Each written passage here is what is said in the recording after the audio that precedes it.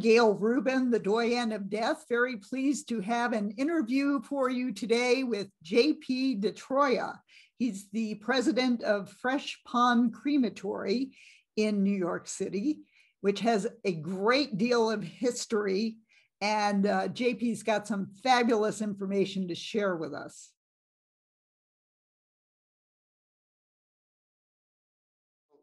You know, there is a money for corona, people who die of corona. There's right. Up to $9,000 from FEMA for right. So we did over 1,000 in a short period of time. Well, first thing we did, we do a memorial service. We mail out little butterflies, and they make a donation, and it goes on a tree and whatever. So I decided I'm mailing everyone a butterfly. Anybody that died from that period, we mailed them butterflies. If they want to make a donation, that's fine. In memory, it's fine. It gave them something because there was a void. Remember, there was a void. Okay. No services. They didn't bury the person. Okay. Right. Yeah. So, you know, the only choice was cremation. All right. At that point. All right. So there was a void. So I felt, you know, now we're preparing letters. I don't have to do this, but I'm preparing letters sending everyone that from that period about the FEMA program, gave them the toll-free number, and that they should put the funeral bill, and also if they haven't done anything with the cremains, to do something now, bury it, and include, very important, include that bill with the main bill, because you can't go but twice. You only can go once, okay? And that's very, very important. Whether they're going to do it or not, it doesn't matter, but I'm in there. I'm believing in constant contact. This is a service we're providing for our families. Mm-hmm. And it's very important, very important. Absolutely. And certainly FEMA's been rather overwhelmed with requests for reimbursement because a lot of people do not plan ahead. It's less than 30% of adults do any end of life planning. Exactly. So, yeah. Yeah, exactly. Yeah, and you're finding that too. People are starting. I mean, we've had more sales last year. Well, normal, okay, but you know, apart from higher years. And now I'm finding people are calling. They find dad in the closet. Now mom is gone. Now what? Okay, and they're looking for a way to finalize their memory. Okay, and it's very, very important. Okay, that they do that. Okay, you don't want to leave it to the children. Do they care? I don't know. They're a different generation. Maybe, maybe not, you know. I know I'm a baby boomer, and I know I've got cousins who have parents' cremated remains in their living room. Oh, God. And I'm like, yeah, you really should do something with those. But, you know, they like having them near, but have a plan, but at least have a plan.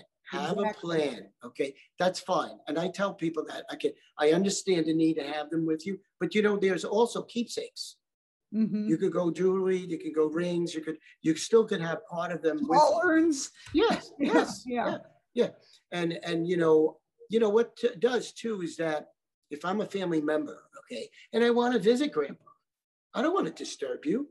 Mm-hmm. I mean, I learned that when I lost my baby. I mean, we didn't have a wake, and that was a mistake because I thought, you know, we'd protect Italians. They got to visit, you know, and I was entertaining people for 2-3 weeks, living the story over and over and over, you know.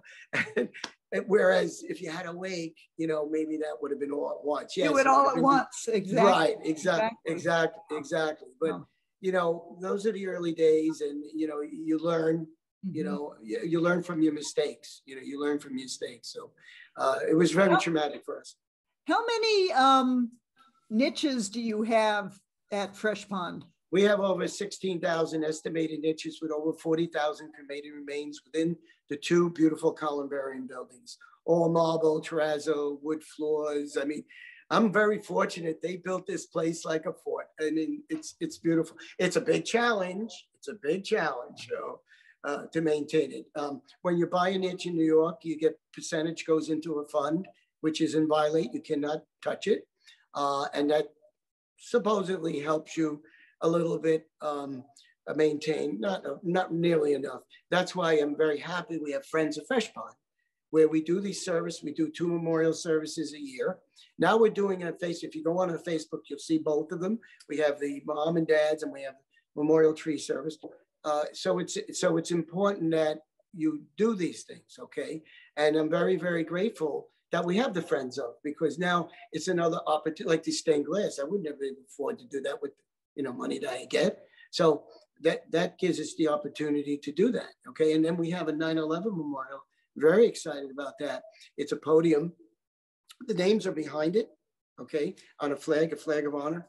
But that wasn't good enough for me. I have a niche with a soldier, with a fireman in it. Well, on the monument itself, I'm going to put glass. On the glass, I'm going to etch all the names of the people that died. Now, are they going to be able to read? No, but the impact. When I went to the Vietnam War, when I saw those names, it was such empowering, to see that. And this is my goal for the memorial. I want people to realize there were over 2,000 people that died that day, okay? And afterwards too, people don't realize that, we have their pins, flags, and we put a pin for the Department of Transportation. I asked the guy, he says, did you lose anyone that day? He says, no, but we lost people afterwards from the exposure. So we put a pin in there for him. So, it's, and why did we do the memorial? We don't have anybody here, but I felt in New York City, this was a slap in our face. And we in the industry should do something to memorialize those poor souls. And it's a beautiful memorial. It really is. I'm very excited. I can't wait till they put the names on the etched glass. It's going to be beautiful. It's going to be beautiful. So it is all about remembering our loved ones, and that is how we live on. Yeah, I mean, the people who live after we die, remember. It's a signal, it's a signal. Okay, we put mom to rest. Now go on, and what happens when you do keep it home, you become, oh yeah, I'm going to do it. I'm going to, no, your life is there, and like I said, and sometimes because it's immediate, people think, well, you don't have to do anything. That's it. It's done. And that's true. That's not true. And they don't want to be faced with. I think that's what happens sometimes. Okay. And then I tell you, when we did the Veterans Memorial Missing in America project, there was one gentleman which struck me. We reached out to him, and he says, I was only a baby when my dad died. I didn't know where he was. So we took his father and we put him in. And he says, I have my mom's remains. I didn't know what to do with them. Can she go with him? Yeah, she has rights. So we put his mom and his dad, and we memorialized them in the veteran cemetery. How important that is. We're in the process of buying a home in Poconos. I open the closet. What do I see? Someone's urn. Oh, no. I said, Roger, you better make that disappear, because people may be squeamish knowing there were remains there. Okay, and they may have to house blast, or maybe they get spooked out. So I said, yes, you make them move that urn out of there, but more reason why you should have a place to place them. Of course, so you're not squeamish about them. Well, I'll tell you the truth. Okay, I've been here since 1967. I didn't mention that, but okay, I was here since 1967, and when my brother used to go around and deliver the remains, okay? And sometimes he didn't finish, right? And so he put them on the thing. And I would go, I would go like that. Yeah, And then even when I grew up here, I worked here, I really didn't like going in the back, really, But then after a while, you get used to it, and you see the value of what they're doing, and you understand. It's a process, It's a process. Well, JP Di Troia, president of Fresh Pond Crematory, thank you for your time today.